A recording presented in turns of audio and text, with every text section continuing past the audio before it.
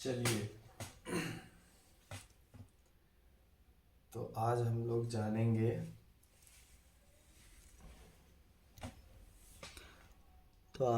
जानेंगे ज्वालामुखी के बारे में। किसके बारे में? ज्वालामुखी के बारे में। तो हम लोग ज्वालामुखी में पहले ये जानेंगे कि ज्वालामुखी होता क्या है। ज्वालामुखी क्या होता है?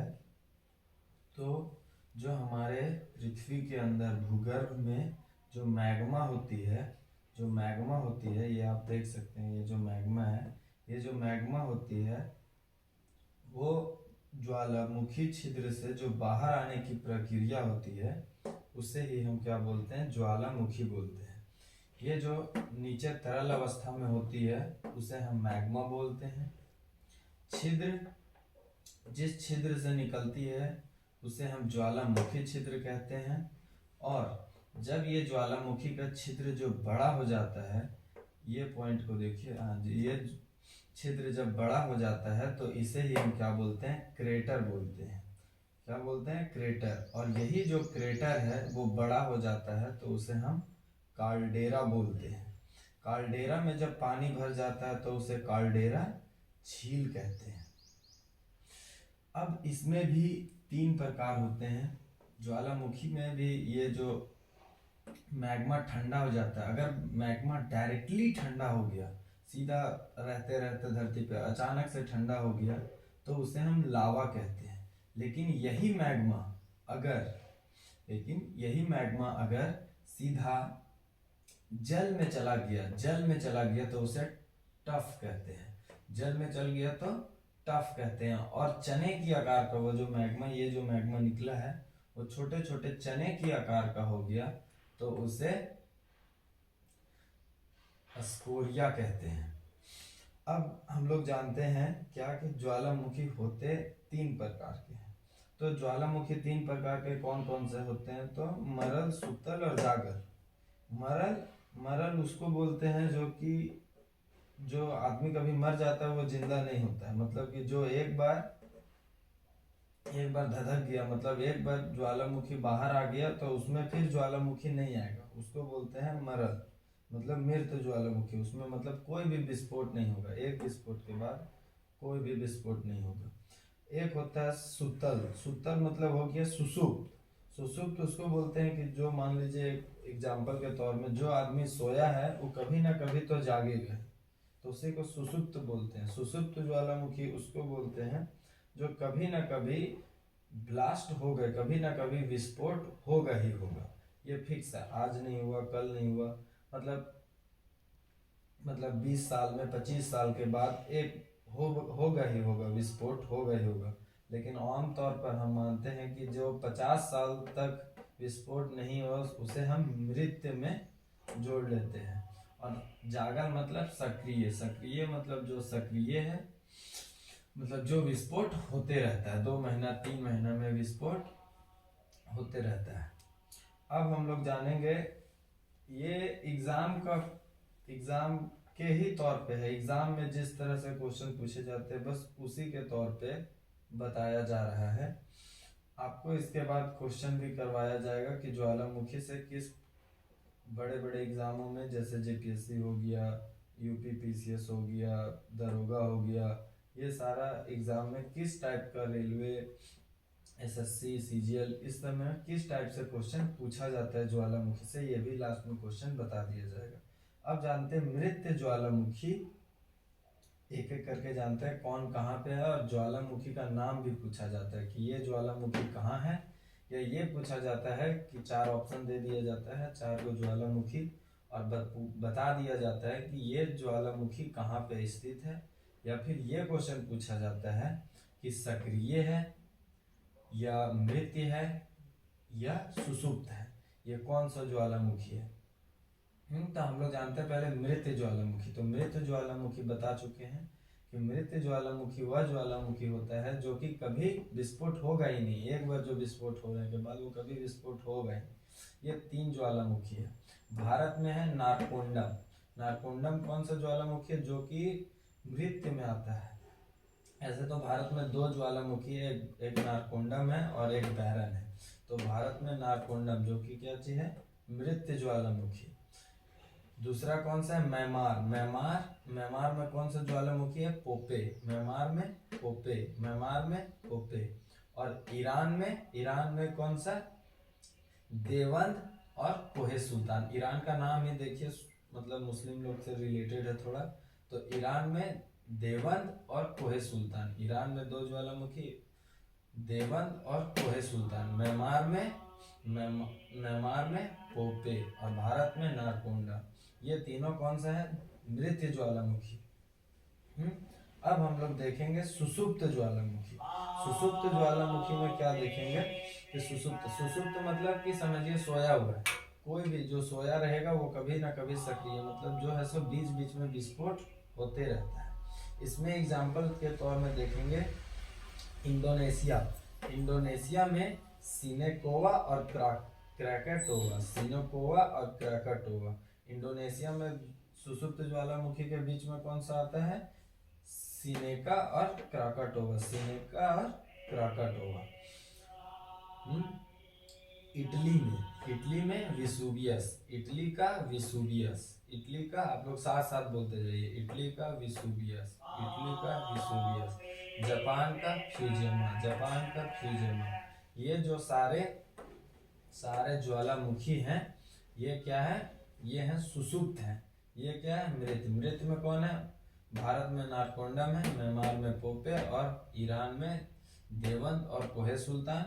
सुषुप्त ज्वालामुखी में कौन सा आ जाएगा, तो सुषुप्त में आ जाएगा इटली का विसुवियस, जापान का फ्यूजियामा और इंडोनेशिया का सिनोका और क्राकाटोवा। अब एक आता है सक्रिय ज्वालामुखी। सक्रिय ज्वालामुखी मतलब जो बीच बीच में 2 महीने 3 महीने में विस्फोट होते रहता है। तो ये है जो नारकोंडम, भारत में दो ज्वालामुखी है, नारकोंडम और बैरन। तो नारकोंडम अंडमान निकोबार द्वीप में और बैरन में है लक्षद्वीप में। तो ये है सो सक्रिय ज्वालामुखी में भारत में कौन आएगा, बैरन। और इक्वाडोर में भारत का बैरन। इक्वाडोर का कोटोपैक्सी। इक्वाडोर में कोटोपैक्सी। जो कोटोपैक्सी है इक्वाडोर का सक्रिय ज्वालामुखी, वो क्या है, सबसे ऊंचा। पूछता है कई बार कि सबसे ऊंचा सक्रिय ज्वालामुखी कौन है, तो इक्वाडोर का कोटोपैक्सी जो कि सबसे ज्यादा ऊंचा सक्रिय ज्वालामुखी है। इटली का एस्टाम्बोली ये वह ज्वालामुखी है जिसको भूमध्य सागर का प्रकाश स्तंभ बोलते हैं। इटली का एस्टाम्बोली को क्या बोलते हैं, भूमध्य सागर का प्रकाश स्तंभ। ये भी क्वेश्चन पूछा हुआ है और ये दोनों क्वेश्चन पूछा हुआ है। इटली का एस्टाम्बोली को क्या बोलते हैं, भूमध्य सागर का प्रकाश स्तंभ। यूएसए में कौन सा सक्रिय ज्वालामुखी है, तो अस्पर। यूएसए में कौन सा ज्वालामुखी है, तो अस्पर। रूस में कौन सा ज्वालामुखी है, वेजामिनी। रूस में वेजामिनी। इंडोनेशिया में कौन सा जो सक्रिय ज्वालामुखी है, समेरु। इंडोनेशिया में सुमेरु। तंजानिया में किलिमंजारो। अंटार्कटिका में इरेबस। ये जो ज्वालामुखी है, यहाँ सारा का सारा 8 ज्वालामुखी, ये क्या है, सक्रिय में आता है। और क्या आता है, सक्रिय में आता है। और जो हम लोग पहले पढ़े वो मृत पढ़े और सुषुप्त पढ़े। अब हम लोग जानेंगे ज्वालामुखी को है सो पृथ्वी का सुरक्षा वलय भी कहा जाता है। ज्वालामुखी को क्या कहा जाता है, पृथ्वी का सुरक्षा वलय कहा जाता है। और वही ओजोन को सुरक्षा कवच बोला जाता है। और ज्वालामुखी को पृथ्वी का सुरक्षा वलय कहा जाता है। ज्वालामुखी जब विस्फोट होता है, तो यहाँ पे 3 तीन गैस बहुत ज्यादा निकलती है। पहली तो ये निकलती है, पहली सबसे ज्यादा सल्फर डाइऑक्साइड गैस निकलती है। सबसे ज्यादा कौन सा? सल्फर डाइऑक्साइड गैस निकलती है, सबसे ज्यादा सल्फर डाइऑक्साइड गैस। फिर निकलता है हमारा CO2 मतलब कार्बन डाइऑक्साइड, और फिर निकलता है जल वाष्प होता है। एक बार क्वेश्चन ये पूछा था कि ज्वालामुखी में सबसे ज्यादा निकलने वाली गैस कौन सी होती है, तो सारा ऑप्शन दे दिया था, CO2 भी दे दिया था, सल्फर डाइऑक्साइड भी, कार्बन डाइऑक्साइड CO2 ही हो गया, और जल वाष्प। तो आंसर क्या होगा? जल वाष्प, सबसे ज्यादा जल वाष्प। प्रशांत महासागर को अग्निवलय भी कहा जाता है। जो प्रशांत महासागर है उसको ज्वालामुखी के कारण अग्निवलय भी कहा जाता है। ये याद। अलास्का को ज्वालामुखी के कारण हजारों धुआं का प्रदेश कहा जाता है। अलास्का जो है, ऐसा भी क्वेश्चन पूछता है, ज्वालामुखी धुओं का प्रदेश किसे कहा जाता है, तो अलास्का को। धुओं का प्रदेश किसको कहा जाता है, तो अलास्का को। सबसे ऊंचा वृत्तीय ज्वालामुखी, वृत्तीय ज्वालामुखी मतलब जो वृत्तीय ज्वालामुखी है गोल है, ये पूरा गोल टाइप में। वृत्तीय आप समझ रहे होंगे, वृत्तीय का बोलने का मतलब। तो वृत्तीय ज्वालामुखी कहाँ है? अमेरिका में। अमेरिका के कहाँ पे? हवाई द्वीप पे, हवाई द्वीप पे है। और कौन सा ज्वालामुखी? मोनोलोवा ज्वालामुखी, मोनोलोवा ज्वालामुखी, यहाँ देख सकते हैं मोनोलोवा ज्वालामुखी कहाँ है? अमेरिका का। ये इसे ऐसो सुसुप्त में रखा गया था, मतलब इसे सुसुप्त में पहले रखा गया था, लेकिन 50 साल से ज्यादा विस्फोट नहीं हुआ। यहाँ ये हाल फिलहाल में यहाँ एक घटना हुई थी, यहाँ पे बहुत सारे यात्री घूमने गए थे और उसी टाइम पे ये है सो ब्लास्ट हो गया था। तो फिर इसे मृत्यु में रखा गया था, लेकिन ये सुसुप्त में है। तो एक बार ओवरव्यू से आप लोग ये जान सकते हैं कि हमने ज्वालामुखी देखा कि जो मैग्मा है वो बाहर की ओर आती है। जो मैग्मा बाहर, जिस क्रिया से बाहर की ओर आती है उसे हम ज्वालामुखी कहते हैं। ज्वालामुखी में मैग्मा है सो ज्वालामुखी छिद्र से बाहर आती है, जिसमें जो डायरेक्ट ठंडा हो जाती है उसे लावा कहते हैं। जो पानी में गिर जाता है, पानी में गिर के ठंडा होता है, उसे ट्रैप कहते हैं। और जो चने की आकार का, छोटे छोटे आकार का, चने के आकार का हो जाता है उसे अस्कोरिया कहते हैं।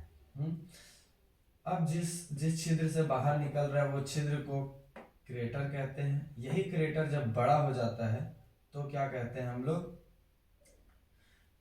कार्डेरा कहते हैं। और वही कार्डेरा, जब कार्डेरा में पानी भर जाता है तो उसे कार्डेरा झील कहते हैं। उसके बाद हमने देखा मृत ज्वालामुखी। मृत ज्वालामुखी वो ज्वालामुखी जो कि एक बार विस्फोट होकर खत्म। भारत में कौन सा? नालकोंडा, म्यांमार में पोते, और ईरान में देवंग और कोहे सुल्तान। उसके बाद सुसुप्त ज्वालामुखी में हम लोग देखें, इंडोनेशिया में सिनोका और क्राकाटोवा, इटली में विसुवियस, और जापान में फ्यूजियामा। सक्रिय ज्वालामुखी वह ज्वालामुखी है जो कि 2 महीना, 3 महीना, 4 महीना, 5 साल, 6 साल, ज्योग्राफी में तो साल देखा ही नहीं जाता, 1-2 साल का कोई गिनती ही नहीं होता। तो उसके बाद हम लोग देखेंगे एग्जाम्पल में, भारत में बैरन, इक्वाडोर में कोटोपैक्सी। कोटोपैक्सी सबसे ऊंचा सक्रिय ज्वालामुखी पूछा जाता है। ये सब अभी क्वेश्चन करवा देंगे इसके बाद। इटली में अस्टाम्बोली, भूमध्य सागर का प्रकाश स्तंभ कहते हैं इसको, अस्टाम्बोली को भूमध्य सागर का प्रकाश स्तंभ। USA को अस्पर, रूस का विजामिनी, इंडोनेशिया का सुमेरु, तंजानिया का किलिमंजारो, और अंटार्कटिका का इरेबस। ज्वालामुखी को क्या जो बोलते हैं? पृथ्वी का सुरक्षा वलय कहते हैं, पृथ्वी का सुरक्षा वलय कहते हैं, और ओजोन को सुरक्षा कवच बोलते हैं। ज्वालामुखी निकलने के समय 3 गैस निकलती है, सल्फर डाइऑक्साइड, कार्बन डाइऑक्साइड और जल वाष्प, जिसमें सबसे ज्यादा क्या होता है? जल वाष्प होता है। प्रशांत महासागर को क्या बोलते हैं? अग्निवलय कहा जाता है। प्रशांत महासागर को ज्वालामुखी के कारण अग्निवलय कहा जाता है। अलास्का को ज्वालामुखी के कारण धुओं का प्रदेश कहा जाता है। क्या कहा जाता है? धुओं का प्रदेश। क्यों? बहुत ज्वालामुखी निकलते, पूरा काला कर देता है, धुआं पूरा बादल में छाया है। और सबसे ऊंचा ज्वालामुखी है सो अमेरिका का हवाई द्वीप में है, जिसको कौन ज्वालामुखी? लोवा ज्वालामुखी। इसका नोट्स पीडीएफ आपको डिस्क्रिप्शन में दे दिया जाएगा। और बाकी अब हम क्वेश्चन करेंगे इसका।